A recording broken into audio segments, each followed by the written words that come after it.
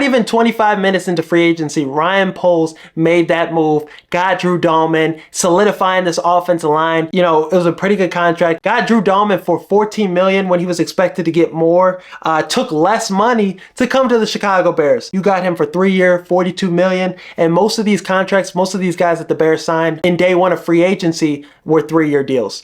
Basically 2-year deals, though, setting yourself up to be prepared for when you have to pay Caleb Williams at the end of his, rookie contract in 3 years. So Ryan Poles did a great job structuring these contracts and bringing in guys that are going to upgrade this roster. And he's always done a great job with contracts. Really like that strategic approach. And Drew Dalman's a natural fit. Ben Johnson in Detroit ran a lot of zone.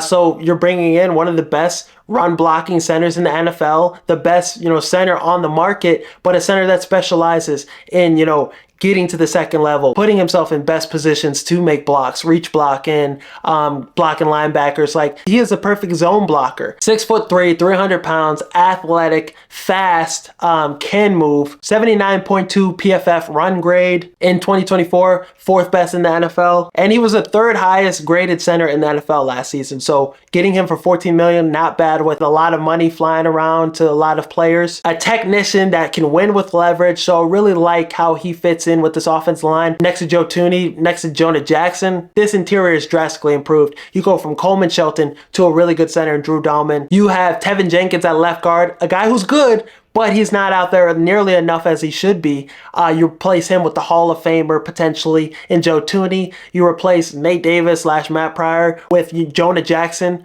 an upgrade, a Pro Bowl guard in Detroit with Ben Johnson, the familiarity there. Drew Dalman in 2024 had a pass block win rate of 95.1%. Bijan Robinson last year, one of the better running backs in the NFL, had a lot of success running in that A-gap behind Drew Dalman, averaging 5 yards per carry in the A-gap. So whoever our running back is, Swift, Genty potentially, they're going to have a lot of success running behind Drew Dalman, especially in, towards that left A-gap with Thuney and Drew Dalman. Damn. Caleb Williams, the guy who was sacked 68 times last year, 3rd most in NFL history, finally has a good interior. He's going to have more of a clean pocket. He's going to have more time to connect with Odunze, more time to connect with DJ Moore, and he's potentially going to have, Genty, Amarian Hampton, Judkins. He's going to have Caleb Johnson, one of these top running backs with Swift and this offensive line with a great offensive mind and Ben Johnson, a guru.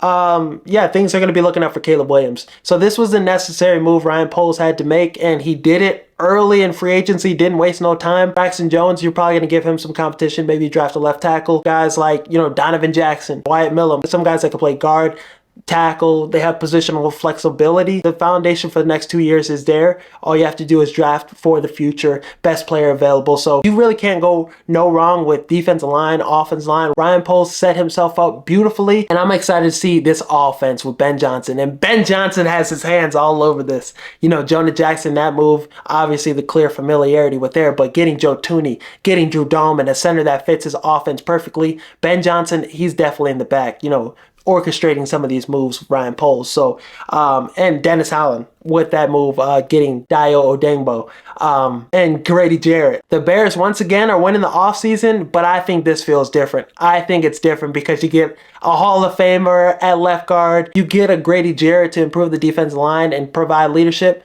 Just the players they're adding, the needs that they're filling, it just feels different. Ryan Poles, this is his best cook session so far. But I would want him to get an extension done with, Keenan Allen. I would want him to stay with the Chicago Bears for maybe 2 or 3 more years because he's coming off his best season last year with the Chargers.